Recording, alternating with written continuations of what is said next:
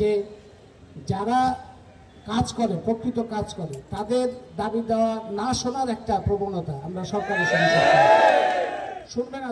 তারা বলবে যে তারা যা বলবে সেটাই মানতে হবে। এবং এই যে অনিয়ম, তারপরে স্বৈরতন্ত্র, দুর্নীতি, মানুষের উপর নিপীড়ন, দমন, এগুলোর বিরুদ্ধেই তো গণঅভ্যুত্থান হয়েছে। সেই গণঅভ্যুত্থানের মধ্যে দিয়ে যে সরকার আসছে, সেই সরকারের তো একটু ভিন্ন চেহারা হইতে হবে। তার একটা পরিবর্তন দেখাইতে হবে যে হ্যাঁ, পরিবর্তন আমরা করলাম কিছু। কিন্তু গত 9 মাস পার হলেও আমরা এই পরিবর্তনের লক্ষণগুলো দেখছি না। এবং সেই পরিবর্তনের লক্ষণের অভাব আপনাদের এই অবস্থান থেকে আরো পরিষ্কার বোঝা যাচ্ছে। কারণ এই সরকারের এটা দায়িত্ব ছিল। আমরা দেখি একদিকে কিছু কিছু গোষ্ঠী তারা যদি দাবি করে, ঘেরাও করে, এমনকি যমুনা পর্যন্ত চলে যায়, সাথে সাথে সেগুলি দাবি মানা হয়ে যায়। আবার জনগণের বিভিন্ন অংশ, শ্রমিক, শিক্ষক, আপনারা পল্লী বিদ্যুৎ সমিতি, তারা যখন দাবি উত্থাপন করছেন এবং শান্তিপূর্ণভাবে, তাদের কথা শোনারই কেউ নাই, শোনার কেউ নাই, বিবেচনা করার কেউ নেই। এই যে একটা দ্বৈত ভূমিকা, দুই রকম ভূমিকা এবং দুই রকম তার, এইটার জন্য তো গণঅভ্যুত্থান হয়নি।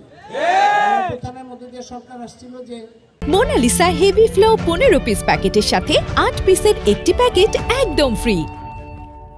বহু জনগোষ্ঠীর বহু অংশ তাদের বৈষম্য, বঞ্চনার শিকার হয়েছেন বাংলাদেশের বিভিন্ন অংশের মানুষ।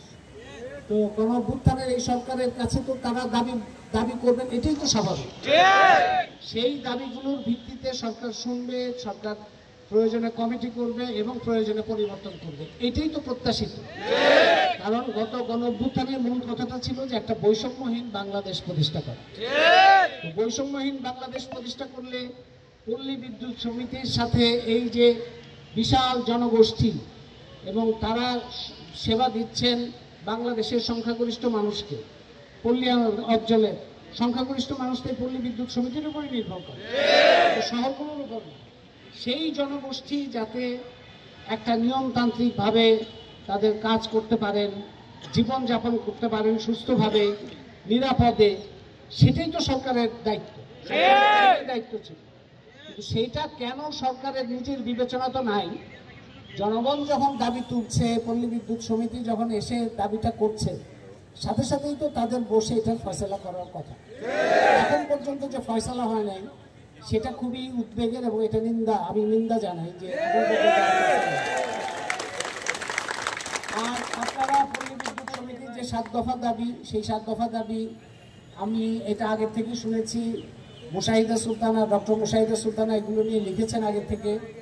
আমরা সর্বজন কথা নামে একটা পত্রিকা বের করি, সেখানে আপনাদের আন্দোলনের যে টাইম লাইন, কবে থেকে আন্দোলন শুরু হয়েছে, কিভাবে হচ্ছে, সেগুলো নিয়ে আমরা লিখেছি। আমরা সরকারকেও জানানোর চেষ্টা করেছি যে এটা আওয়ামী দোসর, ফ্যাসিবাদের দোসর, এই সমস্ত ফালতু কথাবার্তা বলে ট্যাগ দিয়ে প্রকৃত আন্দোলনকারীদের, প্রকৃত যারা বঞ্চিত, তাদেরকে আরো বঞ্চিত করা, এটা কোনোভাবে গ্রহণযোগ্য না। কারণ ঐতিহাসিক একটা ধারাবাহিকতা আছে। তারা আন্দোলন করছেন সেই আওয়ামী লীগ সরকারের সময় থেকে।